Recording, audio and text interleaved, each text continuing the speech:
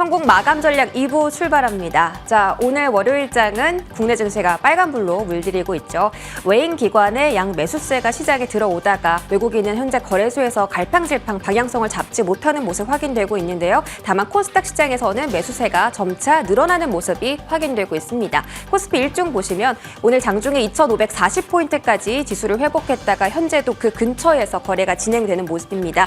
0.7%대의 상승을 이뤄내고 있고요. 코스닥 시장은 현재 구간, 자, 어떤 모습일까요? 908포인트까지 지수가 올라섰습니다. 오늘 장중에 899선 내려갔다가 다시 상승세를 회복하는 모습이고, 오늘 특히 2차 전지주, LNF라든지 포스코 DX처럼 코스피 이전 상장 이슈가 있는 종목들의 강세가 나타나면서 지수를 견인해주는 모습이 코스닥에서는 포착이 되고 있습니다. 자, 월요일장 기분 좋게 출발했는데요. 오늘은 어떤 테마들이 움직여주고 있을까요? 윤석열 정부 아래 첫 SMR, 소형 모듈 원전 쪽의 수주가 가시권에 들어왔습니다. 과연 어떤 기업이 수혜를 안아가게 될까요? 2035년까지 글로벌 소형 모듈 원전 시장의 규모가 630조 원까지 정말 크게 늘어날 거다라고 합니다. 차세대 원전 이야기다 보니까 아직은 상용화 전인데요. 이 상용화를 위해서 정부는 4천억 원 정도를 투자해서 이 시장의 점유율을 공격적으로 확보해 나가겠다라는 포부를 밝히기도 했습니다. 정부 정책과 직결이 되어 있다 보니까 원전 섹터는 앞으로도 계속 주목을 받을 수밖에 없다라고 이야기를 많이 하고 있죠. 자, 이런 소식 때문에 오늘 원전 섹터의 매개가 집중적으로 쏠렸습니다. 홀텍 회장, 크리스 싱 회장이 머니투데이와 단독 인터뷰를 가졌는데요. 회사 소유의 팰리세이드 원전에 최소 2에서 4기의 SMR을 건설할 것이다 라고 밝혔습니다. 누구와 함께요? 바로 현대건설과 함께요. 이 홀텍은 원전 해체 쪽에서 미국 점유율 1위 기업인데요. 홀텍이 앞으로 현대건설과 2에서 4기 SMR을 건설하겠다라고 밝힌 겁니다. 사실 그냥 일반 대형 원자로는 이제 건설하는데 5년 정도가 걸리는데 이 소형 모듈 원전은 2에서 3년 정도로 건설 기간이 확실하게 압축이 될 수 있습니다. 이 SMR 건설은 2026년부터 착공을 본격적으로 시작할 예정이라고 밝혔고 3년 내 완공을 목표로 하고 2029년부터는 본격적으로 전력을 생산할 수 있도록 하겠다라고 밝혔습니다. 이미 2021년 11월 그러니까 한 2년 전쯤에 홀텍과 현대건설이 MOU를 체결했는데 이제 드디어 착공을 시작한다라고 이야기를 전한 거죠. 1기에 1조 원 가량의 투자금이 들어가게 됩니다. 그래서 총 4기까지 만든다면 총 최대 4조 원 규모의 투자금을 현대건설이 확보하게 되는 거겠죠. 이런 소식들이 원전 섹터에 오늘 강한 훈풍을 불어넣었습니다. 그런데 SMR 쪽에서 가장 1등 기업은 어떤 기업일까요? 바로 뉴스케일 파워라는 기업입니다. 미국에도 상장을 한 업체인데 이 뉴스케일 파워가 2041년까지 한국 경북 지역에 SMR 6기 건설을 목표로 하겠다라고 밝혔습니다. 이 프로젝트에 누가 투자를 했냐면요. 두산 에너빌리티, 삼성물산 그리고 GS 에너지가 투자를 하게 됐습니다. 그래서 SMR 기자재 공급은 두산 에너빌리티가 가져가게 되고요. 시국은 삼성물산이 하게 되고 에너지 사업 운영 부분은 GS 에너지가 맡게 됩니다. 이렇게 원자력 사업 부문이 계속 글로벌리 정말 전 세계적으로 성장을 하다 보니까 대기업들이 경쟁력을 확보하기 위해서 연합군을 만들기 시작했습니다. 이 표에 나와 있는 건 신한 울 3, 4호기를 기준으로 이 대기업들이 손을 맞잡은 건데요. 삼성물산은 GS건설, DLENC와 함께 컨소시엄 구성할 예정이고요. 현대건설은 두산에너빌리티, 포스코 ENC, 대우건설은 SK 에코플랜트, 금호건설과 함께 MOU를 체결할 예정이라고 밝혔습니다. 그리고 각각의 기업들이 다 에너지 사업부를 신설해서 SMR 쪽에 투자를 공격적으로 확대하고 있는 중이고요. 모멘텀은 이런 모멘텀들이 원전 섹터에는 훈풍을 더 불어넣어줄 수 있다라고 챙겨드리도록 하겠습니다. 특히 미국의 테라파워가 2035년까지 SMR 5기를 건설 목표로 두고 있는데 이 테라파워는 빌 게이츠가 투자한 SMR 기업으로 유명하죠. 테라파워는 지난 4월, 올해 4월에 한수원, SK그룹과 MOU를 체결한 이력도 있습니다. 그래서 관련 기업들도 한번 참고해 보시면 좋겠습니다. 원전 섹터 오늘 어떤 쪽이 강한지 주가도 한번 체크해 볼게요. 서전기전이 상한가에 도달했고 오르비탱은 상한가에 도달했다가 지금은 약간 풀려있는 모습입니다. 한신기계, 대웅, G2파워 등도 SMR 관련주로 힘을 받고 있는 모습인데요. 관련주들 현재 구간에서 이 원전 모멘텀을 계속 받아갈 수 있는 연속성이 있는지 주가도 지금 매수가 좋은 자리인지 한번 잠시 뒤에 투자 관점 체크 받아보도록 하겠습니다. 자, 다음 테마 열어보도록 할게요. 자, 원전과 비슷하게 신재생 에너지가 오늘 또 집중을 받고 있습니다. 풍력 발전의 힘 아직 시작도 안 했다라는 제목을 달아봤습니다. 코트라에서 미국 풍력 발전 타워 시장 동향의 보고서를 제출을 했는데 거기 보니까 미국의 터빈 시장, 풍력 시장이 정말 어마어마하게 성장을 할 거다라는 내용이 있었습니다. 그 내용 안에서 해적 케이블, 하부 구조물, 해상풍력 설치선에 대한 수주 기대감이 올라간다라고 했는데 미국이 이 세 가지 분야에서 어떤 나라에서 수입을 가장 많이 해올까 찾아봤더니 한국, 캐나다, 중국, 터키, 멕시코 등등 있었습니다. 특히 한국이 작년 대비해서 수입액이 118% 증가하면서 미국이 한국에서 가장 많이 수입을 하는 것으로 포착이 되었고요. 자, 다음 화면 보도록 하겠습니다.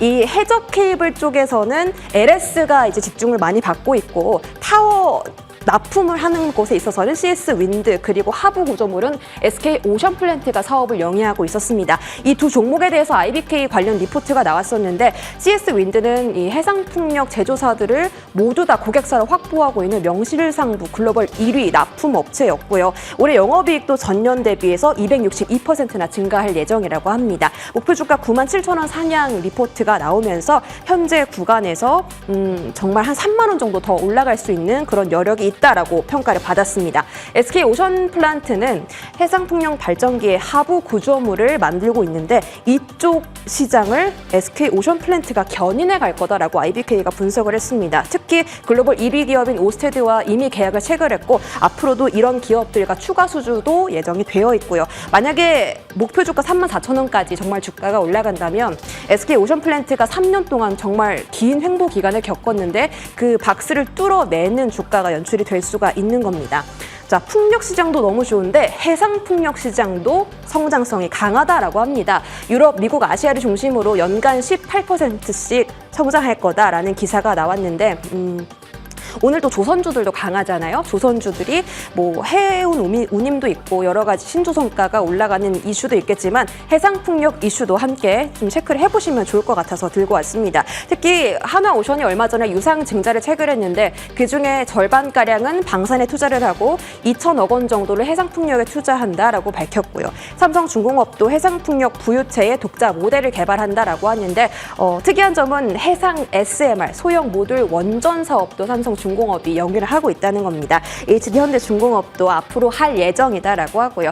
그래서 조선사 플러스 풍력 에너지 관련주들이 오늘 시장에서 힘을 받고 있고 이런 모멘텀을 가지고 있다라는 점 체크를 해보시면 좋을 것 같습니다. 주가 흐름을 살펴보시면 CS 윈드가 현재 65,300원이었고 목표 주가가 97,000원이었죠. SK 오션 플랜트도 오늘 3% 상승으로 좋은 흐름을 이어가고 있습니다. 조선 3사의 흐름은 어떻게 되고 있을까요? 자, 한화오션 긴 기간 조정을 겪고서 오랜만에 양봉을 오늘 띄우는 모습인데 이게 추세 전환의 사인인지 아니면 조금 더 기술적 반등이 필요한지는 분석이 필요한 부분이고요. 또 다른 조선사 볼까요? 삼성중공업이 조선주 쪽에서 대장으로 자리를 잡고 있죠. 오늘 4.5%의 강세가 나오고 있습니다. HD현대중공업도 9%로 가장 큰 시세를 조선 3사 중에서는 주고 있는데요. 이 기업에 대한 매력도는 어느 정도일지도 자세히 프로의 시선에서 챙겨보도록 하겠습니다. 지금 출발합니다.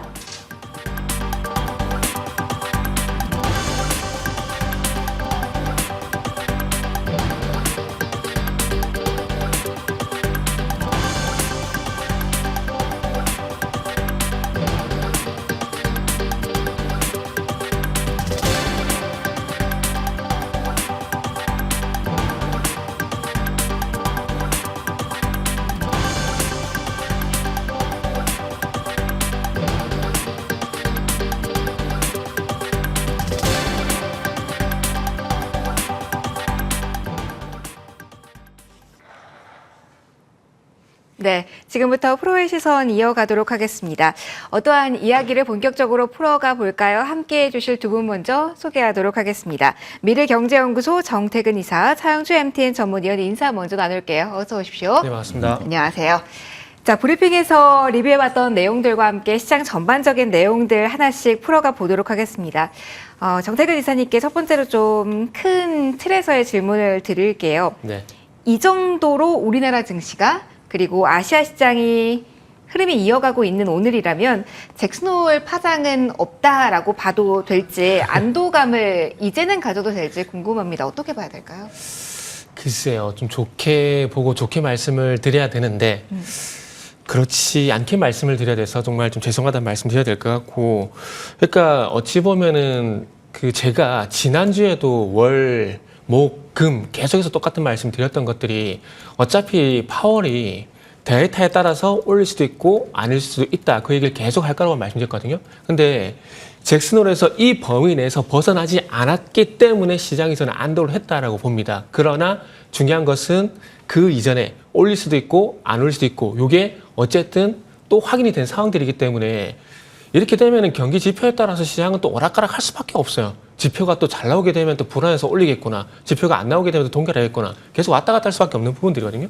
솔직히 말씀드리면은 차트, 그러니까 지수 차트만 보게 되면은 이제 바닥을 잡았다, 올라가겠구나, 이렇게 볼 수가 있어요. 근데 우리가 시장 방향성을 차트만 보고 판단할 수는 없는 부분들이거든요. 물론 2,500포인트 지지를 여부를 보자고 말씀드렸고 그 부분을 지지하고 있기 때문에 긍정적으로 볼 수가 있지만, 중요한 것은 올릴 수도 있다, 안 올릴 수도 있다에 대한 불확실성이 9월 FOMC 전까지는 계속 지속이 될 가능성이 상당히 높기 때문에 긍정적으로 보되 언제든지 내가 생각했던 방향과 다를 수 있다, 그런 부분들은 계속해서 좀 명심해야 될 것 같습니다. 그렇기 때문에 제가 봤을 때는 변한 건 없다, 뭐 이렇게 말씀을 드리는 게 맞다고 봐지고요. 그리고 오늘 2차 전지가 전반적으로 강세를 보이는데 그거는 뭐 테슬라 이슈도 있다라고 봅니다. 그러나 7월, 어찌 보면 8월 달부터, 그러니까 7월 이제 마지막 주부터 시장이 흘러내릴 때 2차 전지가 시장을 끌어내렸다는 점을 보게 된다라면은 테슬라 이슈보다는 조금 기술적 반등일 가능성도 좀 염두에 두는 게 좋지 않을까라고 말씀드리고 싶네요. 좀 천천히 봐야 되는 아직까지의 위치인 것 같아요. 그러면은 경제지표 관건일 것이다라는 힌트를 주시기도 했는데 위원님과 대화를 좀 이어가 보도록 하겠습니다. 그러면 이번 주에 잭슨홀을 넘겼으니 경제 지표가 전반적인 시장 분위기를 가를 변수가 될지 지금 위치에서는 저희 어떤 포인트 잡아야 될까요? 저는 경제 지표에 대한 중요성은 상대적으로 좀 떨어졌다라고 말씀드릴 수가 있겠습니다. 정태근 팀장님 말씀하신 것처럼 변한 건 없다라는 게 저는 굉장히 중요한 포인트다라고 말씀을 드릴 수가 있겠거든요. 우리가 잭슨홀 이벤트를 앞두고서 주가가 조정을 받았었던 이유 중에 하나가 잭슨홀에서 혹시 두 가지가 언급되는 게 아니야? 라는 것에 대해서였던 것들은 거죠. 일단 금리는 올리는 것에 대해서는 지금 시장에서 한 차례 정도는 다 예정돼 있었던 부분들이에요. 그런데 잭슨홀에서 혹시 중립금리를 거론하는 거 아니야? 이 중립금리라는 것은 우리가 생각하는 것보다 높은 위치로 올라가게 된다라면 주시장 큰 악재가 될 수 있기 때문에 이미 어느 펀드 매니저들, 이제 일부 기관 투자자들 같은 경우 차익 매물을 좀 출회했다라고 보는 거죠.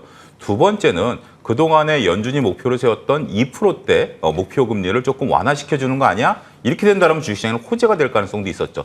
둘 다 극단적으로 우리가 이제 그 파월의 입에서 나와야 되는 부분들이기 때문에 여러 가지 이제 월가에서 바랬었던 얘기들이 좀 있었던 거죠.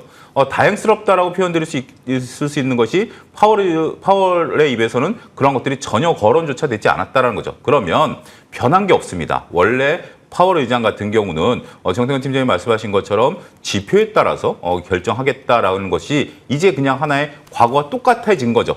일단 좀 불안감이 있었는데 우리 스스로 불안감을 만들어냈던 것이 이제는 확실히 이제 불안감을 안 가져도 되는 걸로 이제 찍혔다라는 거죠.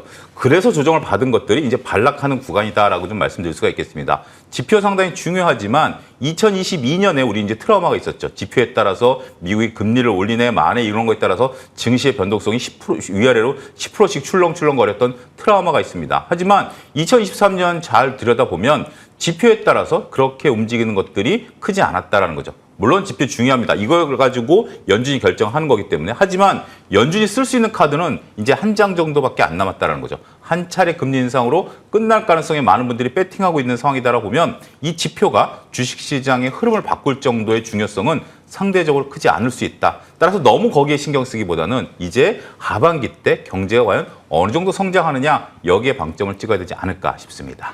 그러면은 얼마만큼 경제가 강해지는지 체크를 해야 될 것 같은데 환율 시장도 좀 보고 갈게요, 위원님.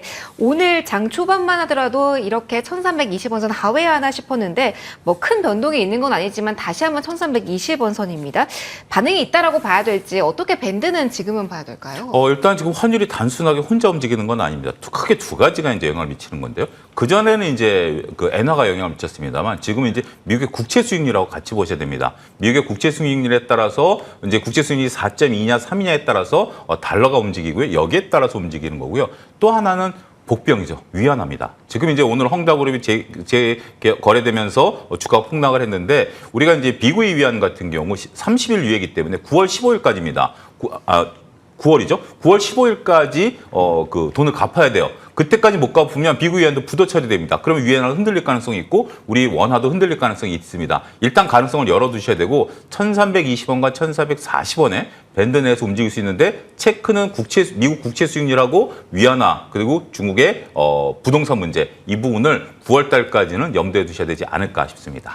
중국을 여전히 뭐 리스크가 끝났다가 아니라 계속 안고 가야 되는 문제이기 때문에 환율 시장 보면서도 이 부분을 체크해야 된다라는 조언도 주셨습니다. 그러면 한 걸음 더 들어가서 저희 섹터에 대한 이야기 해볼 거고요. 오늘은 이 이야기를 꼭 해야겠죠. 중국 소비 관련주에 대한 이야기를 해볼 겁니다. 뭐 한때는 중국 경제 불안하다, 부동산 리스크 크다라는 쪽에 방점을 찍히면서 중국 문 열린 이후에 좀 조정이 있었다가 오늘은 또 반응이 많이 달라진 모습이거든요. 이 무게감을 어떻게 봐야 될지 시작을 정태근 이사님과 해보도록 하겠습니다. 반일 정서가 중국 내에서 높아지고 있다? 그러면서 대신 우리나라를 택할 것이다. 거기다가 우리나라와 중국 간의 친밀감을 도모하기 위한 뭐 협상들이 이어지고 있다. 여러 뉴스가 나오잖아요. 그렇다면 오늘 나온 중국 소비주들의 흐름에 조금 더 기대를 걸어도 될지 거기에 대한 포인트 먼저 짚고 갈게요.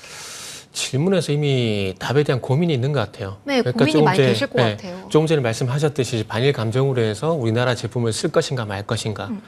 쓰는 제품도 있고 안 쓰는 제품도 분명히 있을 겁니다.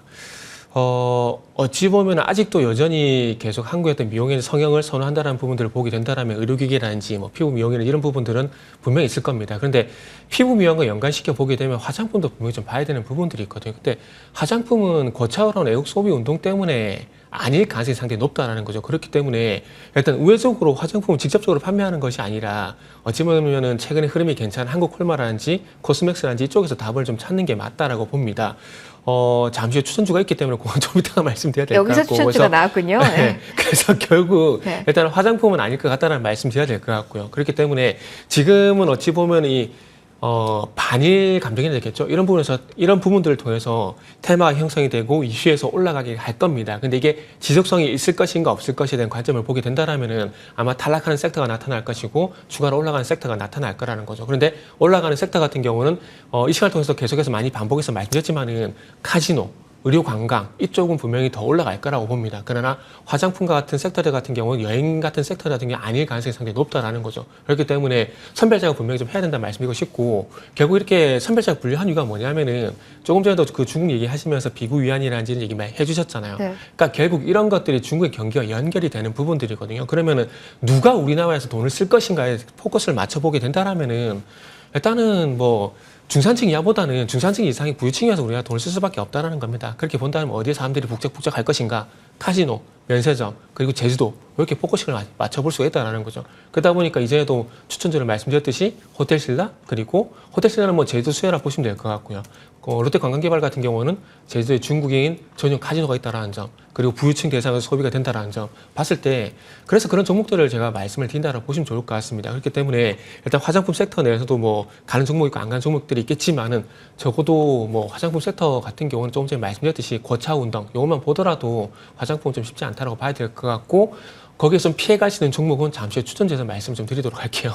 알겠습니다. 화장품을 피해가야 된다면 이란 단서를 갖고 마지막에 어떤 종목 추천해 주시는지 좀 더 네. 기다려 보도록 하고요.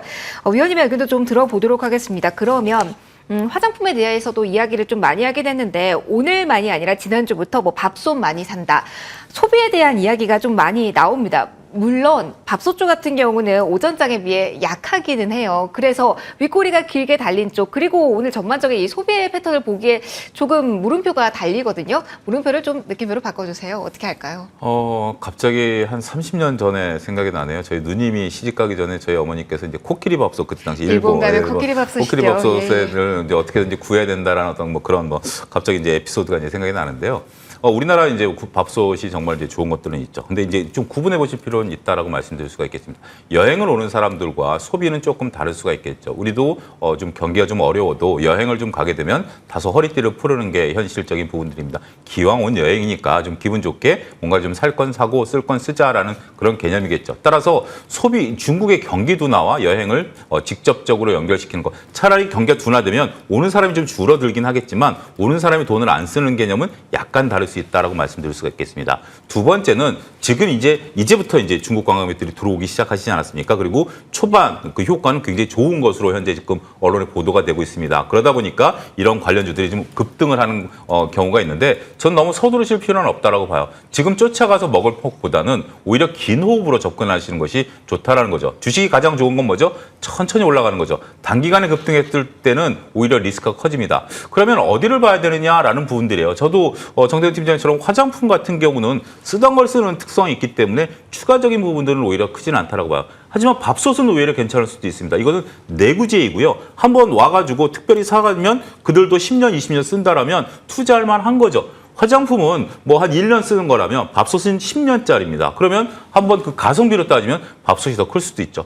가장 좋은 것은 카지노겠죠. 일단 놀러 와서 돈을 좀 쓴다라는 거. 우리도 이제 뭐 라스베가스를 간다라든지 마카오를 갈 때는 약간의 돈을 어쨌든 뭐 따든 안 따든 뭐 좀 즐기는 차원 아니겠습니까? 그런 게 누적되다 보면 그 금액 자체가 커질 수도 있다고 봅니다. 자, 효과는 분명히 좀 나타나는 것으로 보고 있고요. 하지만 기대치 대비 반영 속도가 좀 빠르다라는 부담감은 있긴 합니다. 그리고 다른 테마주들이 안 움직이다 보니까 이게 움직이긴 하겠습니다만 여기에 따라가시기보다는 오히려 조금 한 템포 늦추시고 조금 밀릴 때마다 모아가시는 전략은 유효할 수도 있다는 점 말씀드리도록 하겠습니다. 그러면은 부각받을 때 이쪽은 위원님 챙기고 안 볼 때 사모아야 되는 섹터를 정리를 하면 될까요? 그렇죠. 제가 이제 요 앞코너인 랭킹5에서 추천주로 롯데관광개발을 말씀드렸고 지금 70% 가까이 급등한 거 아니겠습니까? 단기간에 이 정도 급등했으면 한 번 정도 챙기실 필요는 있다라고 보는 거죠. 그렇다고 해서 이 기업이 나쁘냐, 돈을 못 버느냐, 돈을 지금부터 벌 기업입니다. 하지만 주가하고 이 기업이 버는 속도하고는 다르다라는 거죠. 주가가 너무 빨리 달려왔고요. 그다음에 이제 돈을 천천히 벌 거니까 그 호흡을 맞추시면서 여러분들이 트레이딩 하신다라면 한 번에 그 기업의 이익이 늘어나는 과정에 있어서도 기회는 몇 차례 올 수도 있다라고 말씀드릴 수가 있겠습니다. 알겠습니다.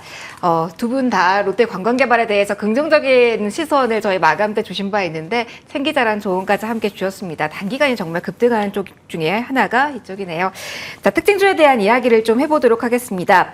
오르비텍에 대한 이야기를 먼저 정태근 이사님과 해보도록 하겠습니다. 이게 궁금해요. 오늘 원전도 잘 가고요. 일본 오염수 관련해서 방사능 측정기도 잘 가요. 그래서 한 종목이 여러 가지 가지로 뻗어나갈 수 있을 때는 이게 진짜 뭐 때문에 오르는 거지 이렇게 보게 되거든요. 이 종목 지금 뭐 때문에 오르는지 지금 성격 어떻게 봐야 됩니까? 답을 다 말씀하셨어요. 어떤 게 답이었을까요? 그 오염수 처리 그 네. 이슈도 있고 네. 오늘 SMR 관련돼 가지고 이슈도 합쳐졌다 좀 보시면 될 것 같아요. 그 이 회사가 그 지금 좀 전에 말씀드렸듯이 원전 오염수 방류 말씀하셨는데 그거 관련돼 가지고 이 방사능 측정 장비하고요. 그리고 방사선 감지기 자체 개발 이력이 부각이 되게 되면서 오늘 오르비텍이 상당폭 많이 오른다라고 좀 보시면 좋을 것 같습니다. 그래서 좀 전에 말씀드렸듯이 오염수 이슈 그리고 SMR 이슈가 합쳐지게 되면서 오늘 서전기전과 마찬가지로 변동성이 상당히 좀 커진다라고 좀 보시면 좋을 것 같습니다. 그리고 아시겠지만 최근에 또 오염수 관련된 테마들이 변동 상당히 컸었잖아요. 그래서 그런 부분도 좀 감안을 하시면 좀 될 것 같고요. 그렇다면 이제 원전을 또 오랜만에 부각이 됐는데 이거를 이제 지속적인 상승으로 갈 것인가? 이게 좀 관건이거든요. 근데 저는 개인적으로 원전에 대해서 조선에 대해서 누구보다 잘 안다고 생각을 하고 좋게 보고 있는 사람 중에 한 명입니다. 근데 참 그 시기가 참 애매하다라고 말씀드려야 될 것 같은데 이게 제가 생각하는 시기보다 빨리 갈 수도 있다라고 보지만은 그럼에도 불구하고 아직까지는 조금 여유가 있다라고 말씀드려보고 싶은 것들이 오늘 어쨌든 SMR을 처음으로 흡수할 수 있다는 그런 가능성은 상당히 긍정적으로 보고 있습니다. 그러나 중요한 것은 SMR도 결국 원전이라는 거죠. 그러면 수주 금액을 안 볼 수가 없어요. 4조가량 된다라고 얘기를 하고 있는데 4조가량이라면 제가 봤을 때 시장에서 그렇게 만족을 못할 수치라고 봅니다. 어찌 보면 처음이라는 이 타이틀이 상당히 좀 중요하다 봐지지만은 그럼에도 불구하고 금액이 더 중요하다고 봐지고 있거든요. 왜냐하면은 기대감에 의한 상승이 2021년도에 충분히 나왔다라고 보고 있기 때문에 그렇게 말씀을 드리는 부분들이고요. 그러다 보니까 지금은 어찌 보면은 언제와 좀 비교를 해보시면 되냐면은 2022년 8월 달인가 작년 8월 달이죠. 작년 8월 달에 이집트 엘다바 수주를 받았을 때 수주 금액이 3조 정도가 됩니다. 이게 1차적 수주가 아니고 2차적 수주를 받다 보니까 3조로 쪼그라든 건데 그거와 비교를 해보게 된다라면 그때 당시도 엘다바 수주 그 모멘텀 때문에 한 2주인가요? 주가가 올랐었어요. 그때 당시 G2파워라는 이런 종목들이 올랐었는데 그 사례를 한번 비교해보게 된다라면은 요것도 뭐 단기간에 일단은 끝이 날 거라고 봅니다. 단기에 끝이 날 거라고 보고 어찌 보면 본격적으로 이제 가기 위해서는 제가 봤을 때는 터키의 어떤 그 정부 간 협상 IGA 계약 이 소식에서 나와야 되지 않을까 생각이 들고 폴란드 같은 경우도 2+2 얘기를 하게 되면서 아직까지는 뭐 확정 계약 소식이 나오지 않고 있는데 제가 봤을 때 이렇게 굵직한 터키만 하더라도 제가 봤을 때는 한 50조 정도 된다라고 봐요. 그리고 이제 폴란드 같은 경우도 2+2를 받게 되면은 체코 같은 경우도 우리 쪽 올 가능성이 높거든요. 그렇게 본다면 이 두 개만 하더라도 파급 효과는 80조가 넘어간다 봅니다. 그래서 그런 대박 소식이 나오기 전까지는 아마 추세로 가긴 힘들 것 같다고 좀 봐지고 어쨌든 뭐 아직까지는 뭐 원전 이슈가 나온다고 하더라도 단기 이슈로 좀 보는 게 맞지 않을까라고 말씀을 좀 드리도록 할게요. 알겠습니다. 관련돼서 어떻게 지금은 시선 정리해야 되는지 조언 받아봤고요. 다음으로 위원님과 좀 종목에 대한 이야기를 해보도록 할게요. 저희 브리핑에서 받아봤던 CS 베어링, CS 윈드 이쪽 그러니까 해상풍력에 대한 이야기를 먼저 질문을 드리고요. 지금 오후작에서 조선주도 같이 강해서 잠시 후에 또 추가로 질문 드릴게요. 뻗어나가는 그 측면에 대해서 이야기 좀 해주세요. 일단 해상풍력 오늘의 빨간불 의미 있습니까? 저는 굉장히 중요하다라고 좀 말씀을 좀 드리고 싶어요. 우리가 이제 풍력과 관련해서는 신재생 에너지의 우리가 이제 삼두마차라고 할 수 있는 게 뭐죠? 태양광, 풍력, 2차 전지 이거 아니겠습니까? 올여름 되게 더웠죠. 그러면서 이제 정말 야 지구 온난화가 이렇게 무섭구나라고 피부로 많이 느끼셨을 겁니다. 그러면서 이제 신재생에 대한 부분들인데 자 CS 베어링은 우리가 조금 주간 차트를 제가 좀 눈으로 보고 있는데 주간 차트를 한번 좀 보면 우리가 이제 이런 신재생에 대한 관심이 뜨거웠을 때 2020년 하반기 때 대략 한 19,000원 부근까지 주가가 올라갔었습니다. 19,000원까지 주가가 올라갔다가 그다음에 조정을 받았죠. 그다음에 이제 보조금 얘기가 나오면서 무슨 얘기가 나왔냐면 15,000원 부근까지 밀렸다가 다시 됐죠. 자, 신재생에 대한 부분들은 이건 대세입니다. 이거는 단지 이 기업이 돈을 버느냐 안 버느냐도 중요합니다만 이 산업은 개화되는 거 아니겠습니까? 저희가 지금 2차 전지를 바라보는 것들 중에 하나가 일부 기업의 다소 매출과 영업이 줄어든다 하더라도 대세를 바라보고 투자하는 거 아니겠습니까? 결국 풍력은 대세죠. 근데 대세인데 주가가 어떻게 움직였냐라면 기대감으로 처음에 한 19,000원까지 올랐다가 5,000원 정도까지 조정을 받았다가 다시 올라가는 거죠.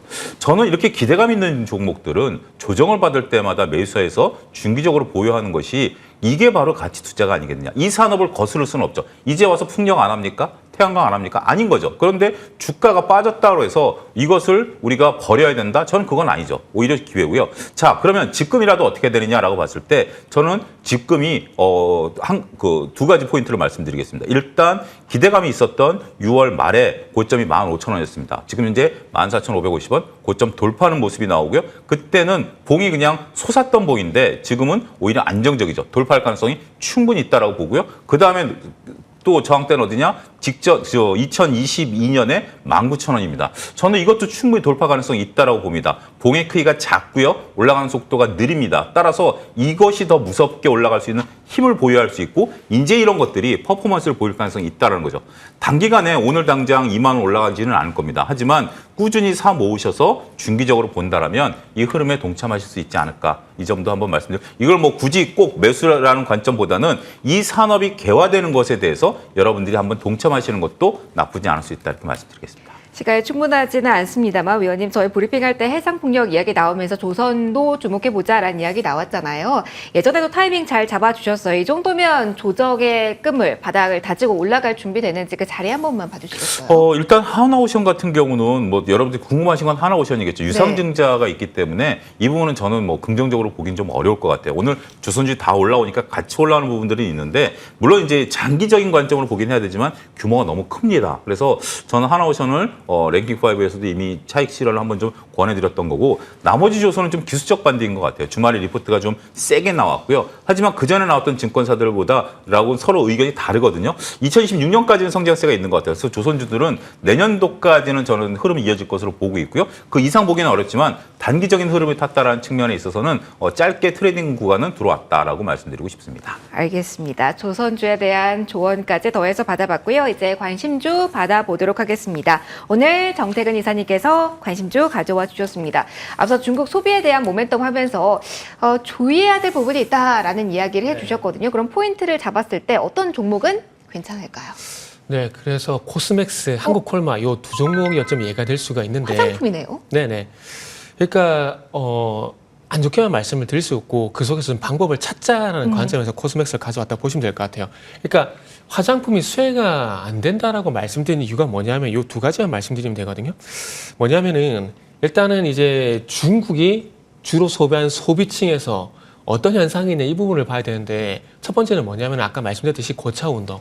외국 소비 운동이 지속적으로 일어나게 되면서 외산 제품보다는 자국 상품을 많이 이용을 한다라는 겁니다. 그리고 거기에 대한 어떤 그 여론이 될까요? 이 부분이 젊은 층이 상당히 높습니다. 그렇기 때문에 이 한국 화장품이 예전만큼 쉽지 않다는 말씀드리고 싶고 그러다 보니까 중국 내에 있는 가성비가 좋은 화장품 쪽으로 많이 소비가 이루어지고 있는 상황입니다. 그래서 작년에 중국 내에서 판매된 화장품 같은 경우에 로컬 비율이 10%, 28%까지 거의 3배 이상 올라간 상황들입니다. 그러니까 중국 제품에 대한 어떤 소비가 상당히 많이 늘어나고 있다는 거죠. 그렇기 때문에 한국 제품을 수출하는 것보다는 우회적으로 어차피 이제 중국 제품도 OEM이라든지 ODM을 한다라는 겁니다. 이렇게 본다면 어찌 보면은 코스맥스하고 한국콜마가 대안이 될 수가 있다라는 거죠. 그리고 이제 그 중에서 코스맥스를 고른 이유는 또 이런 것도 있습니다.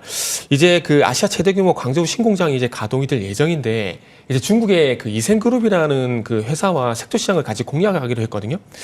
이 회사가 그 중국의 1위 색조 브랜드가 있습니다. 우리나라 치면은 뭐 CNC 인터내셔널 이런 회사를 보시면 되는데 그 퍼펙트 다이어리라는 회사가 있거든요. 이 회사의 모회사가 이센그룹이라 보시면 될 것 같아요. 그래서 이 퍼펙트 다이어리가 브랜드를 론칭할 당시부터 개발이 한지 생산을 좀 담당해 왔었거든요. 그렇기 때문에 아마 중국에서 애국 소비 운동이 일어난다고 하더라도 우회적으로 코스맥스 같은 경우는 웃을 가능성이 있기 때문에 그래서 화장품 내에서 좀 대안을 찾자면은 그래서 이런 연유로 해서 코스맥스가 맞다라는 말씀을 좀 들어볼 수 있을 것 같습니다. 그래서 마지막으로 가입전략을 좀 말씀을 드리면 일단 매수가 같은 경우는 14만 5천 원에서 15만 원 정도 말씀드리고 싶고요. 그리고 목표가는 일단 18만 원, 손절가는 13만 8천 원 제시하도록 하겠습니다. 알겠습니다. 추천주까지 들어봤고요. 저희 여기서 마무리 짓도록 하겠습니다. 지금까지 미르경제연구소 정태근 이사, 창주 MTN 전문위원 두 분과 함께했습니다. 소중한 말씀 고맙습니다.